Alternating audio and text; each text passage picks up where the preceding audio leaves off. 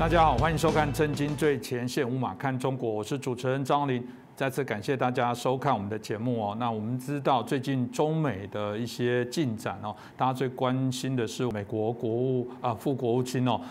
温蒂雪曼到中国去做访问哦。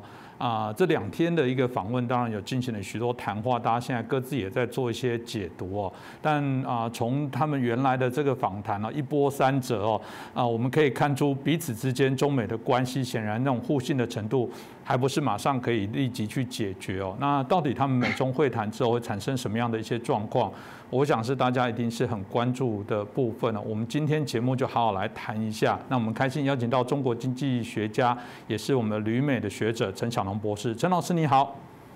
你好，观众朋友们大家好。是哦，老师，我想当然大家谈到这次的会谈，有人是说虽然一波三折，可是虽然这么说，一开始这个副国务卿原来他还没有就说要到亚洲的访问行程里面，事实上本来没有包含中国，是突然就是在7月25、26安排了这个到中国去，当然见了外交部的副部长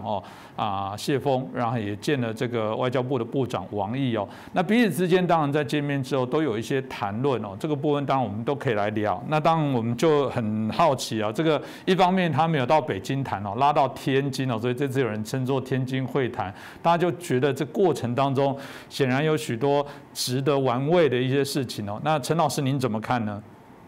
确实有很多值得玩味的事情，而且呢，现在的各国媒体对这件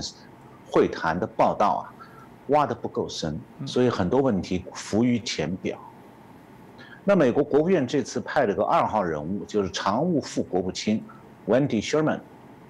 那么他的访问中国呢，其实是拜登当局早就计划好的事情，目的是为了寻求改善中美关系。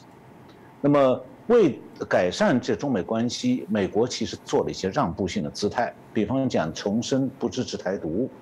还有取消了美国司法部对几个中共军方访问学者伪装身份到美国进修，图谋窃密的这个指控。那但是呢，中共的反应还是让 Sherman 的访问一波三折。那么最后结果呢，是中共重演了阿拉斯加会谈的时候训斥美方的场面。所以这次会谈不但是不欢而散，而且进一步加深了双方的对立，那让美方主动寻求改善关系的意图完全落空了。那很多台湾的观众可能不了解，就是美国排名第2号的外交官去中国访问，怎么会一波三折？问题出在哪里？那实际上呢，是由于北京的故意怠慢，这次访问从计划行程到取消行程再恢复行程，确实是一波三折。那么其中原因就是中共故意的刁难。那美国这次计划访问呢，原来的基本目的就是为了防止中美之间发生这个起火，这是我用的一个概念。所谓起火，就是说，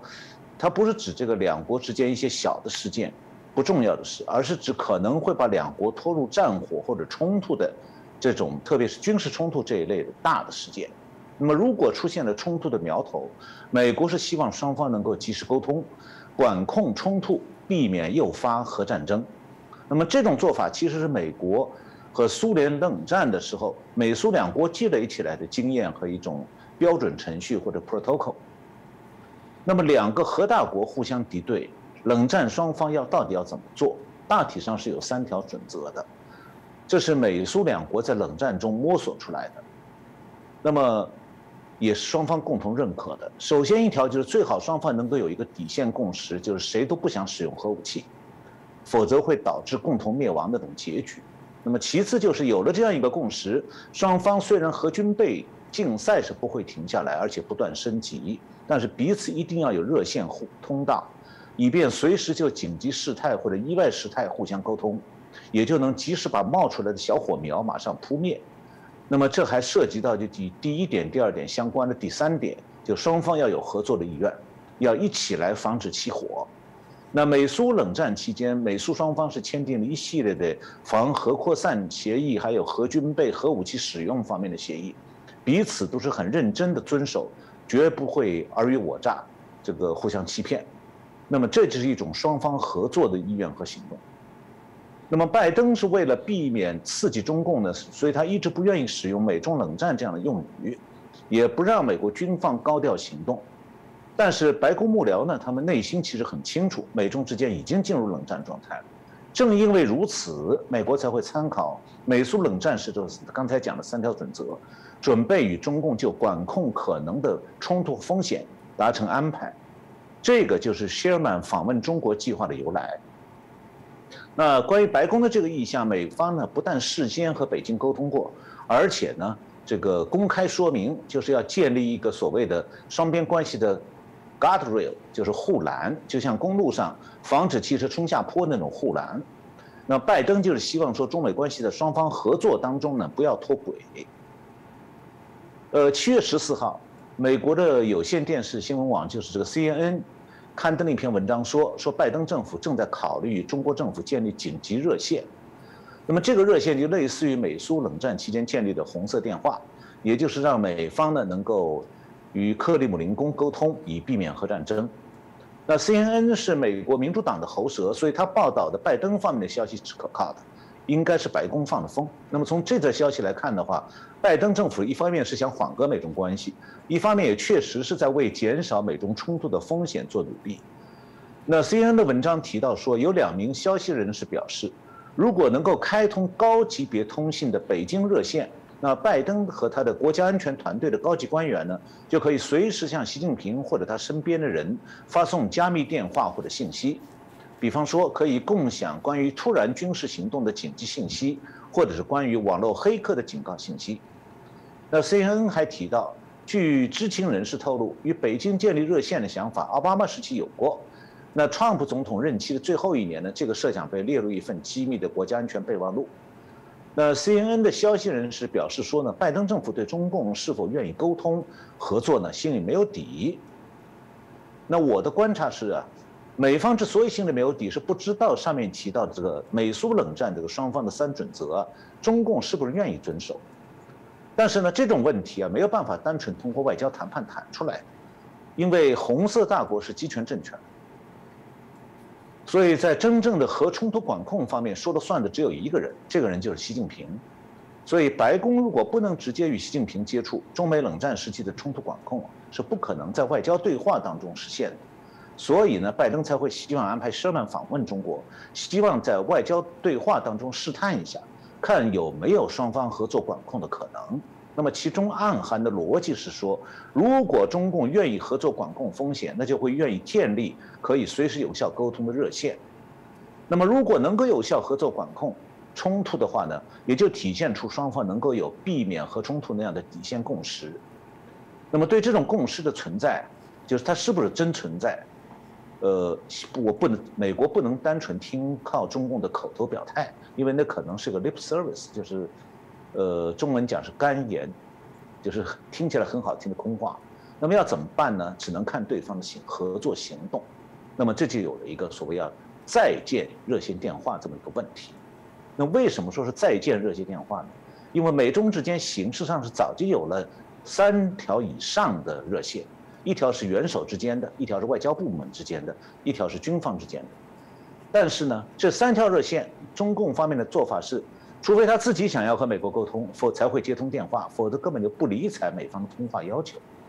因此，对美国决策层来讲的话，真正有效的紧急热线还不存在。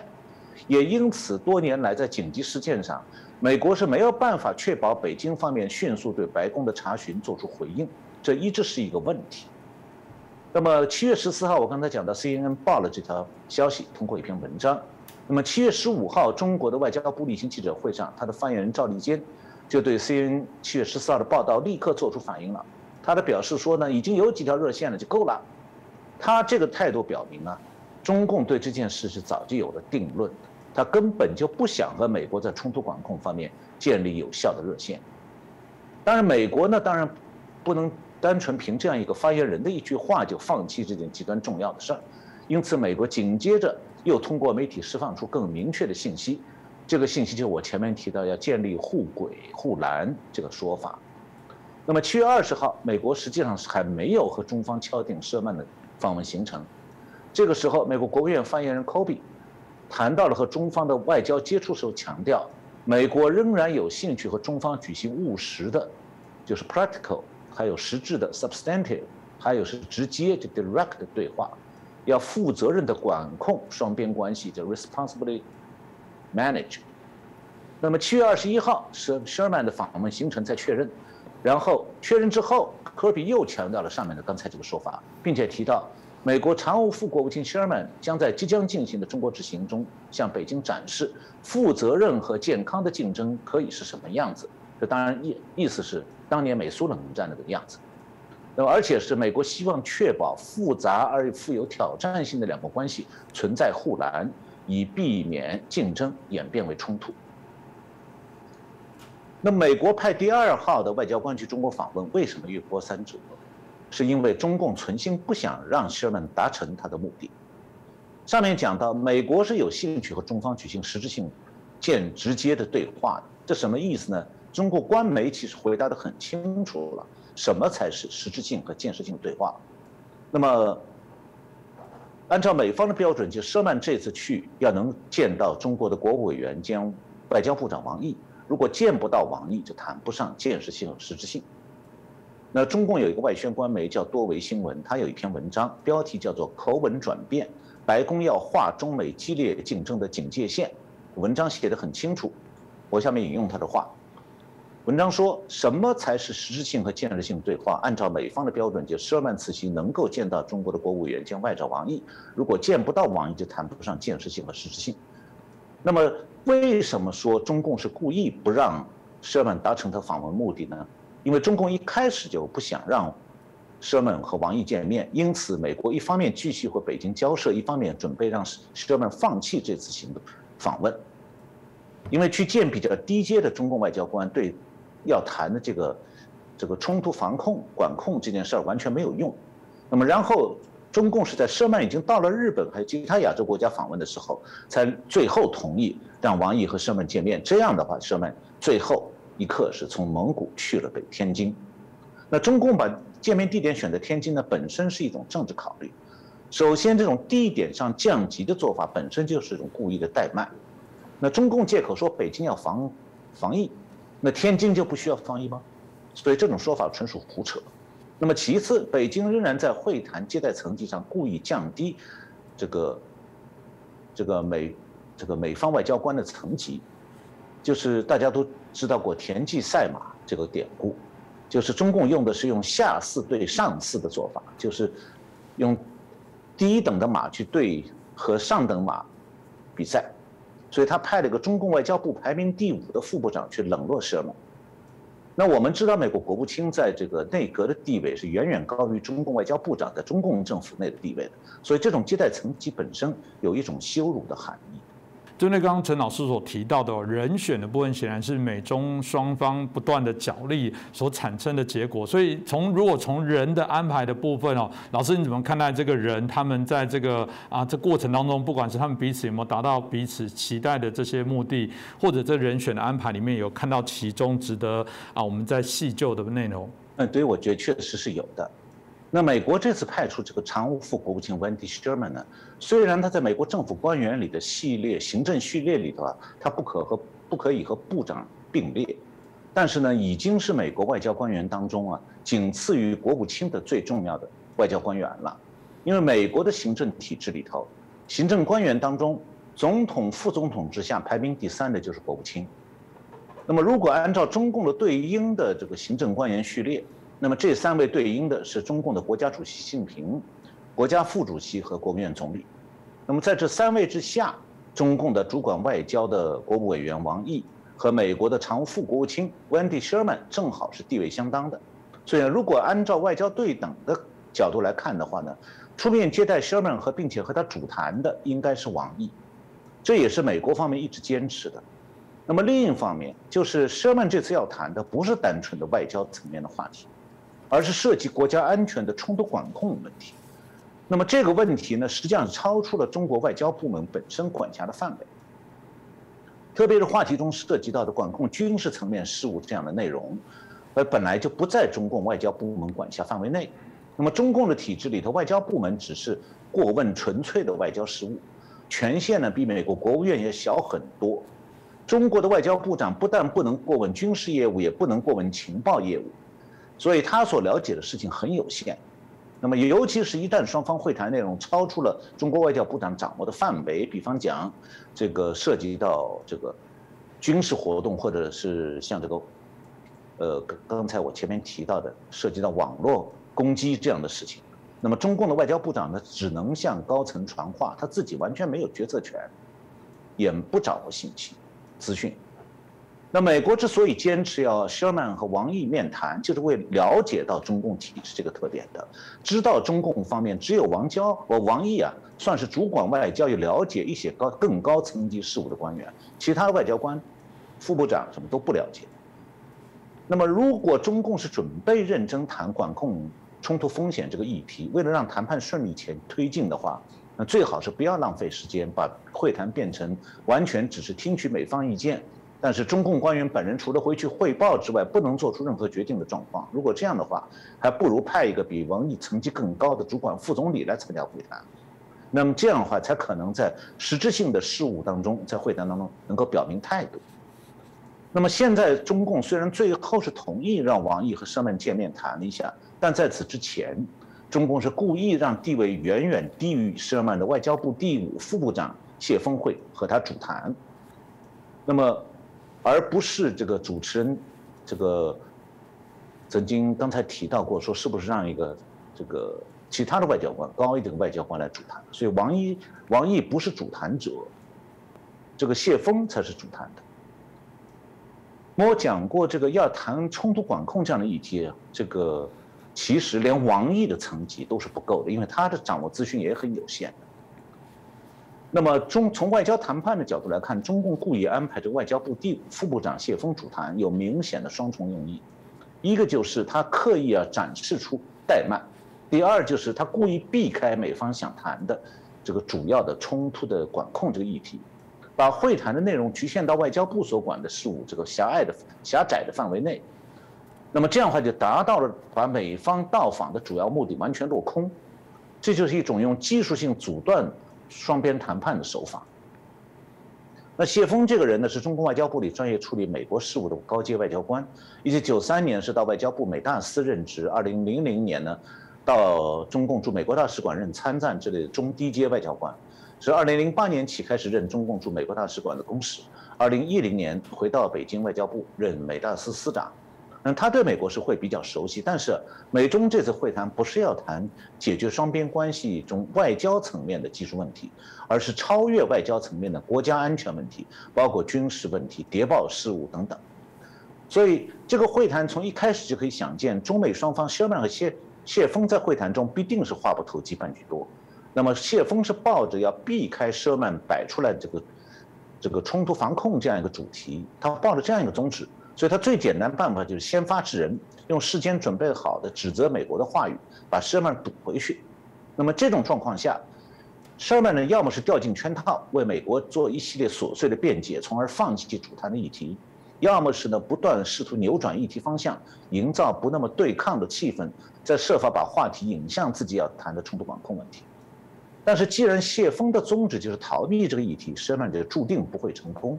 那么只要Sherman设法让会场的气氛稍微轻松一下，谢峰就会再度挑起造成对立紧张气氛的话题，让Sherman呢只好无功而返。那么最后谢峰还有一招，就是因为他层级低，所以双边管控、冲突管控的很多具体事务谢峰都可以用不了解情况做推脱，这样的话Sherman也没办法深入谈下去。那么现在很多国际媒体呢，只是就事论事的批评中共的谢峰像战狼。其实谢峰这样做不是单纯的发泄情绪，而是另外有目的的，那就是他一定要破坏美方这个会谈目标。所以从会谈的人选到会谈内容，中共的激进方针呢，就是说这个乱骂一通，让美方的理性的声音发不出来，最后这个美国提出来这个冲突管控这个议题就不了了之。所以整体这样子看起来，是不是真的就我们刚刚提到了，在整个过程当中我们看到王毅愿意见面，他那个转折到底在哪里？有发生了什么样事情吗？不然就刚刚老师所说的，干脆就叫谢峰从头见到尾，让他见不到任何人就好。他中间中国有什么顾虑的考量，或者是又有什么目的呢？我下面给大家解释一下这个刚才主持人提出来这个问题。就中国似乎是最后愿意谈了，但是又故意把会谈搞得很糟糕。那么这次呢，就为什么会这样？这次会谈实际上，这个可以说是相当于上次美中阿拉斯加会谈的2.0版。那上次阿拉斯加会谈我们在以前节目里谈过的，双方吵得不亦乐乎，最后是不欢而散。那这次会谈似乎还是如此。那么和上一次阿拉斯加会谈不同的地方在于说，中共相同的地方是说，中共还是高调批评美国绝不后退半寸，那么更不承认有任何错。但是呢，这2次阿拉斯加会谈和天津会谈也有一个不同的地方，不同地方在2点。第一点就是美国拜登当局是相当看重这次会谈的，希望会谈能取得进展，为此还放了诱饵说，如果谈判顺利，可以为这个拜登和习近平见面铺平道路。那么拜登的背后呢，实际上是站着一群美国商界学界的这个拥抱熊猫派，还有一小群美国民主党的国会议员是亲共派。那么他们都希望拜登一举推翻川普总统的对中国的政策。那么这一次和天津会谈和阿拉斯加会谈不同的第2点就是说，拜登为了这一次谈判顺利啊，希望中共能有这个冲突管控的意愿呢，是特地让国务院把美方的这个希望公开讲出来，就希望中美关系的双方合作过程当中不要脱轨。这等于是把美方的底牌事先亮给中国看。那客观的讲呢，拜登这个意图对双方是有利的。那当然前提是中共的思维和行为要比较理性才可以这样。但是我们看到中共就是刻意的要避开这个议题，不给美方谈这个议题的机会。那么为什么中共要这样做？在这里我想这个稍微回顾一下美国在冷战当中的经历和历史。就是美苏冷战当中，美国打交道的对手也是个红色大国，是苏联。那当时苏联的角色，美国是比较熟悉的，就是苏联的外交路数是什么样，美国比较熟悉。那么我现在就把苏联当年的角色和中共今天在中美冷战当中扮演的角色做个对比，那么就可以看出来哪一种角色可以让冷战双方能够进行比较认真的对话。那苏联在冷战当中与美国一直是有外交接触和谈判的，包括双方高层的交往。归纳起来呢，苏联角色有这样几个特点：第一点就是光明正大，对自己干过的事情不会耍赖的，而是承认事实。第2点，苏联虽然是共产党政权，但是和西方国家有相同的价值观的最底线方面的认同，那就是不要核战争。虽然这个意识形态上是互相不可能认同，但是他在不要核战争这一点上价值观是一致的。第3点，苏联虽然和美国摩擦不断，但苏联始终保持和美国合作的意愿。第4点，就是苏联的行为不偏激，基本上是遵守国际规则，它不至于公然否定国际法规。还有第5点，苏联大体上是有信心，他认为说在美国和美国在冷战当中既抗衡又合作，短期来看是双赢，但最终是社会主义会战胜资本主义，这苏联是有信心的。那么苏联在冷战当中这5个特点，中共又是什么样的呢？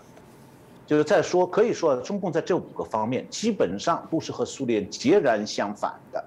也可以说中共的做法是红色大国当中最不上道的套路。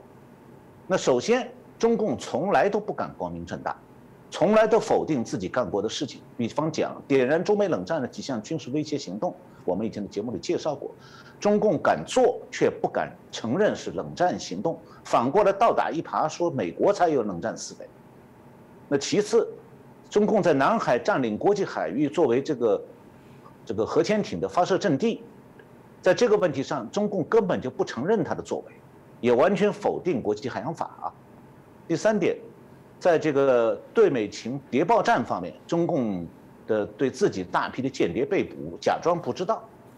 那么他长期实施对美国的网络攻击，中共也是矢口否认的。我刚才举这几个例子，都说明，就是中共首先呢是一个不正大光明，从来否定干过自己干过的事儿，是赖账。那在第2点，就是苏共那个角色，还有一些价值观上不要核战争那个基本对人类生命的这个关注，那么在这点上，中共是完全拒绝苏共那种尊重人类生命、防止核战争的价值观，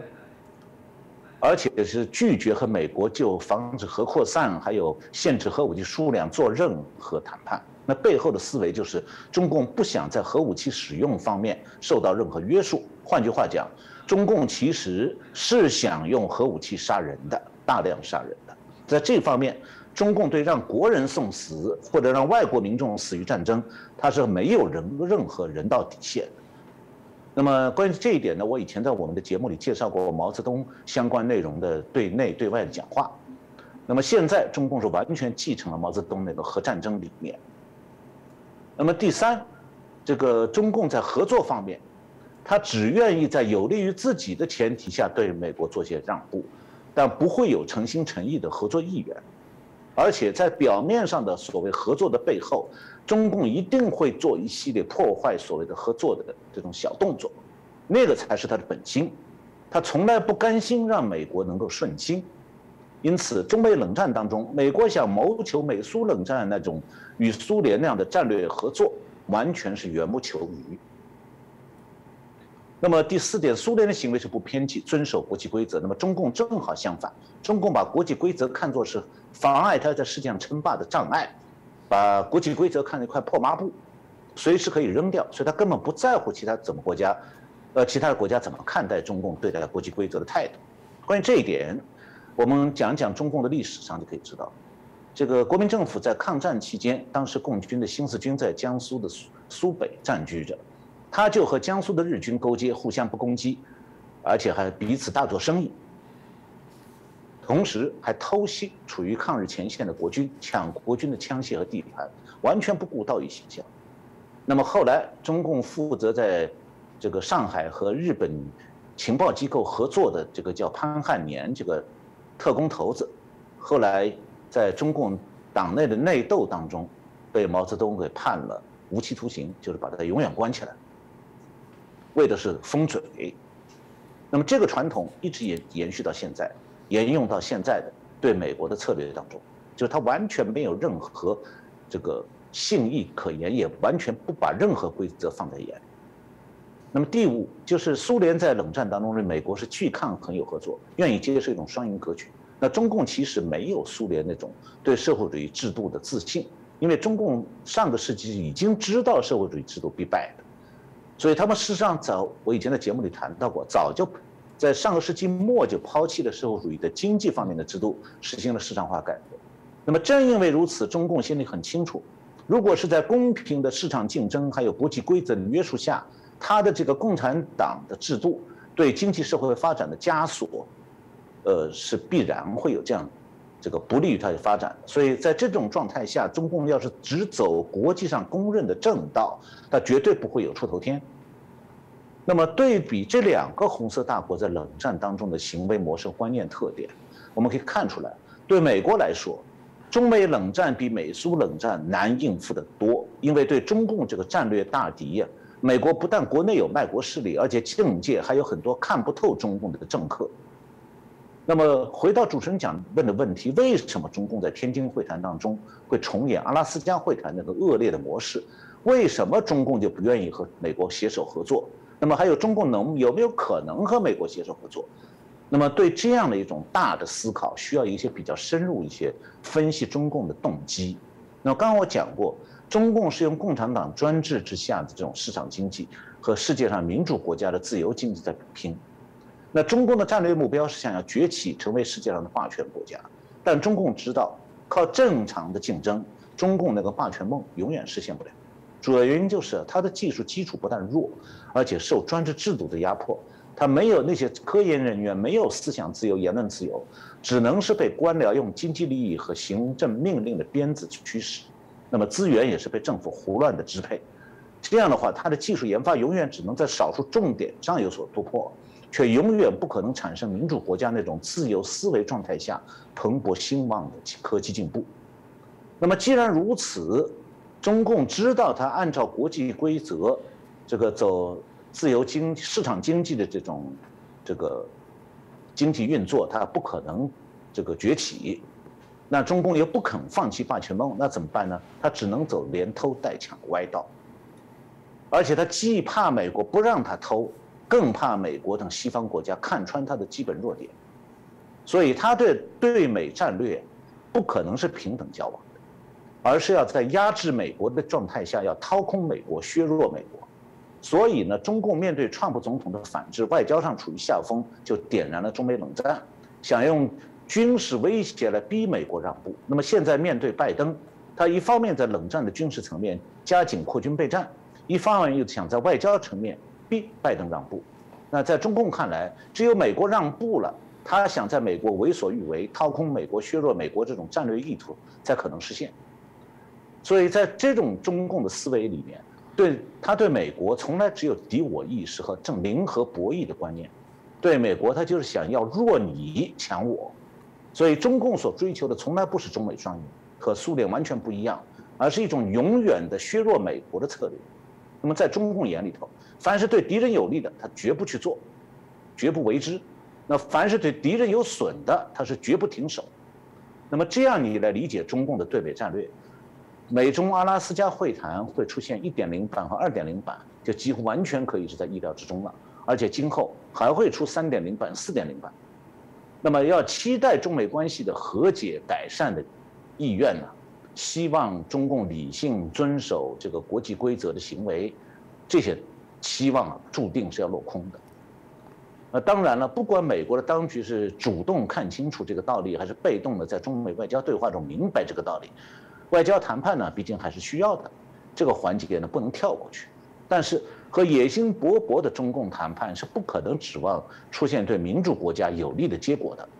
所以哪怕明天早上拜登和习近平面对面谈，结果还是一样的。是，我觉得老师刚刚分析的部分让我也不免突然想起其实我们过去还有谈论过，习近平曾经对外交人员说：“我们不要要改变我们外交模式哦，我们要可爱哦。”大家开玩笑说，战狼变喜羊羊了，就开始要变成让可信、可爱、可亲，让大家可以了解中国，不要有误解。哇，这次摆明了这样的一个阵仗。如果听刚刚陈老师所分析，这个是毫不给面子哦。我很好奇，中共踩这么硬的底线之后，美国要怎么回应呢？刚才主持人提到了美国怎么回应。我前面先介绍一下这次会谈情况。前面讲过，这次会谈分了2段，第一段是谢峰和谢尔曼谈了4个小时，基本上是谢尔曼骂美国，不是谢峰骂美国，谢尔曼只好洗耳恭听，然后解释几句。那第2段是王毅和谢尔曼谈2个小时。那美国的反馈是什么？美国国务院在天津会议之后举行了一个背景简报会，有一个资深官员是这么说的，他说谢尔曼和王毅、谢峰2个人的会谈是坦率、直接，有时艰困，没有正面的评价哦。那么这次会谈之后，美方是这样介绍这次会谈的过程还有结果的。7月26号，美国国务院发了一份新闻稿，标题是谢尔曼常务副国务卿出访中国。这份新闻稿同时也在美国驻北京大使馆的网站上用中文发布。新闻稿很短，只有5段话。那么如果是真的富有成效的会谈，那5段话是讲不完的。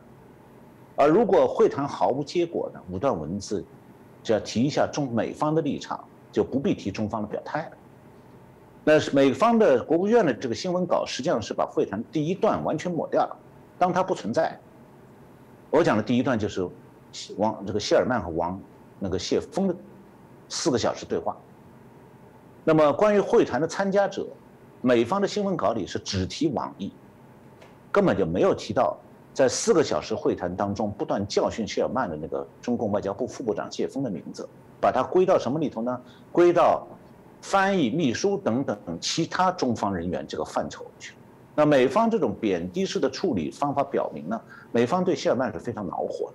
那也不想让美国国内和国际社会知道谢尔曼的无理，而不是谢峰的无理和恶劣的态度。那么现在事实上，关于中方有多恶劣，只有中共自己的媒体报，全世界其他媒体都不怎么报。关于第二段谢尔曼和这个王毅的谈判呢，它的实质性内容，新闻这个刚才国务院的这个新闻公报，它是提到了几点。第一点是展现了保持两国沟通渠道畅通的重要性，讨论方法来设定负责任的管控美中关系的条件。第二是美国欢迎两国之间激烈的竞争，但不寻求与中国冲突。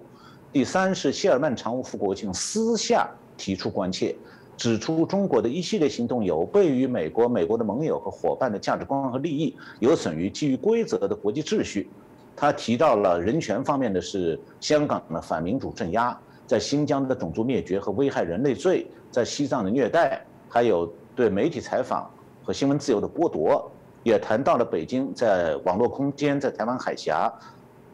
以及这个东中国海和南中国海的行为。那么同一天，也是7月26号，白宫的发言人 Psaki 在白宫的新闻简报会上是这么表示，他说，拜登相信面对面的外交，期待某个时刻会有机会与习近平接触，但本次会议并没有谈到见面的事儿。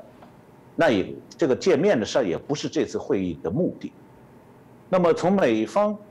我刚才引用的这2则，就是迄今为止会谈已经结束好几天了，美国一共官方就发了这么2条短短的消息。那么从美国官方关于这次会谈的资讯来看的话，可以看到几点。第一点就是，美方似乎只是在会谈中提出了管控风险这个话题，讨论了一些原则性的方法，但并没有就此达成美方期待的共识或者结论。那么第二点就是，面对中方咄咄逼人的进攻姿态，美方是比较被动，他只是表示说我们不寻求和中国冲突，来回避口舌之战。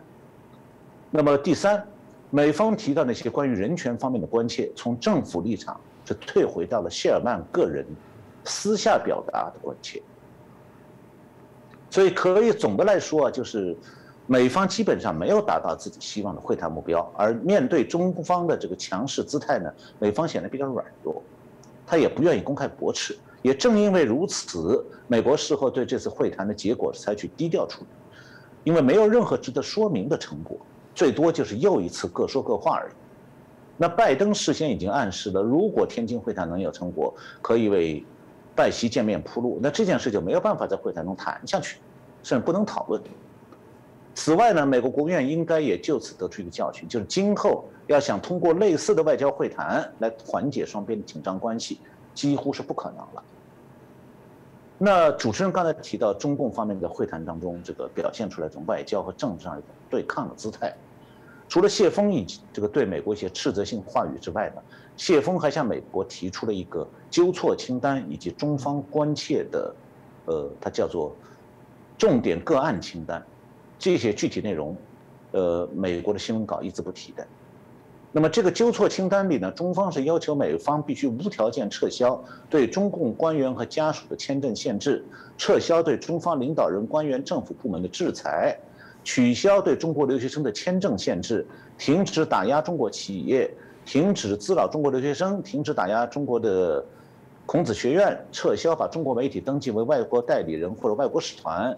要撤销对那个华为的老总的女儿孟晚舟的引渡要求等等。这是谢峰提的。那么中国国务委员兼外交部长王毅呢，会见舍曼的时候，也向美方提了3条要求。这3条呢，可能看起来更重要。第一条是美国不得挑战、诋毁甚至试图颠覆中国特色社会主义道路和制度。第2条，美国不得试图阻挠甚至打断中国的发展进程。第3条，美国不得侵犯中国的国家主权，不能破坏中国领土完整。王毅说呢，这3条是底线。那么从王毅和谢峰的说话，还有这个他们的态度来看的话，中共是延续了阿拉斯加会中美对话那个基本策略，就是要求美方先无条件做出改变，要纠正川普时期的对中共的决策。一句话，就是中共要求美国彻底否定川普总统2018年到2020年对中共的所有制裁措施，这就相当于正式的表明态度，就是美国不让步，中共不合作。连美国提出来的防范冲突这个问题，中共也不会理睬。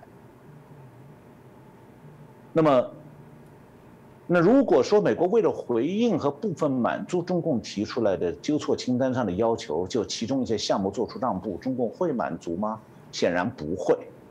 因为这样的姿态等于是，如果美国让步，就等于承认中共要求的合理性了。那中共会进一步得寸进尺，要求全部兑现刚才讲那个所谓纠错清单上的要求。那么我们再做一个假设，假如拜登真的完全让步，全部兑现中共的纠错清单的要求，那中共就会和美国合作吗？这样想是非常天真的，因为如果要考虑中共未来有没有可能合作，你就必须要把王毅提那3条要求结合起来理解。王毅的3条要求啊，实际上是一种最后通牒。那第一条实际上就叫做这个不能否定中共社会主义制度的这个正当性，其实就是要美国承认中共专制制度有它的正当性，不许批评，不许讲人权等等。那么第2条就是美国要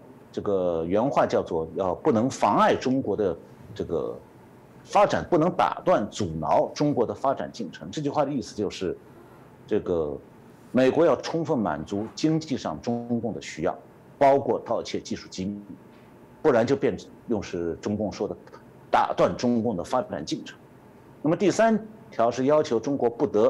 美国不得妨碍中国所谓领土完整，什么意思？说白了，就是美国不得过问中共对台湾采取的军事行动。那这3条加在一起，等于说这个最后通牒实际上关死了今后美中合作的大门。它的真实含义是，美国在纠错清单上面，假如完全让步，中共仍然不会合作，除非你让我为所欲为。所以从某种程度上讲，不管拜登当局承认还是不承认，这次天津会谈已经因为中共现在和今后的强硬立场，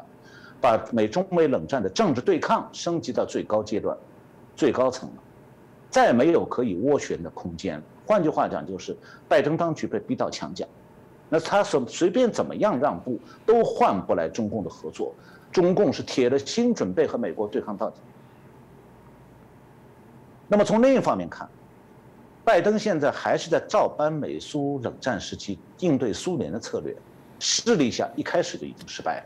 那美国错在什么地方？错就错在美国目前的当局啊，完全回避了一个现实，就中共是一个比苏联更坏、更加无法无天的冷战对手。那面对中共这样一个冷战对手，美国必须从头开始另外研究一套应对策略。同时，王毅的那个所谓最后通牒3条，实际上也踩到了美国的立国红线，也关系到美国的国家安全和生死存亡。因为美国在价值观上没办法向共产党的极权主义妥协，那么在经济和技术发展方面，美国也不能坐视中共掏空美国的经济技术基础，让美国自取灭亡。那么在军事对抗方面，美国更不能够放弃第一岛链而陷入国防危局，那样的话就会让美国处于中共水下发射这个核导弹的随时威胁而很难防御。这一点我们以前介绍过。那么同时，如果美国放弃第一岛链，日本和澳大利亚将沦陷给中共。总之，中美冷战对美国来讲是个事关国家前景的全新难题。那么对台湾来讲的话，中共当然现在是在离间美国和台湾的关系，希望动摇台湾的自卫意志。这就是中共外宣官媒最近还在讲的，叫做寄希望于台湾。他的意思就是期待台湾的红色代理势力帮他不战而胜，不战而屈人之兵。那面对中共的威胁，美国现在已经没有其他选择，只能对抗到底。台湾其实也是如此。是，今天老师这一集我想讲的非常的精准哦。我相信我们过去很多的这个朋友都会留言说老师这集，甚至有些学校的教授都希望争取我们能不能把老师针对中美之间的一些分析在课堂分享给学生。我相信这一集一定有很多人巴不得开始赶快有英文的字幕，不只是给华人看，赶快要给美国人看，请他们必须要了解中共政权的本质，而且了解到美国所面临的困境。如果美国还是抱有幻想，还是觉得靠着美国的这样的一个原有的一个政策，还是可以来改变中共的话，我想刚刚陈老师讲得非常清楚，这应该是非常难的事情啊。这个真的是应该期待美国真的有更多人可以惊醒啊！真的，我们现在只能期待他赶快惊醒，因为你不能再想要花2年、3年、5年，慢慢的来做改变。其实我想，中共所做的这些外交的手段，在这里反而某种程度来说，它虽然是所谓的把美国的底线红线画清楚，但回过头，我认为反过来这是两面刃，也把中共他自己的政局，其实把他自己给绑住了。我觉得他未来可能要面对国际的这些对抗来讲，他事实上要承受更大的一些压力哦。我觉得所有这些都是他们聪明反被聪明误了，这也是我觉得为什么我们节目那么多清醒的观众看得清楚这些事情。当然，我们现在期待是有更多的人哦，不只是海外的华人，不只是台湾的朋友，我们希望真的有更多外国的朋友，其实也可以了解中共的这些本质。我想我们才有办法一起来对抗这一个，我觉得对于整个世界上非常不良善，不是一个负责任的国际公民的一个国家。那今天再次感谢陈小龙老师，谢谢，谢谢主持人，谢谢我们观众朋友们收看我们的节目。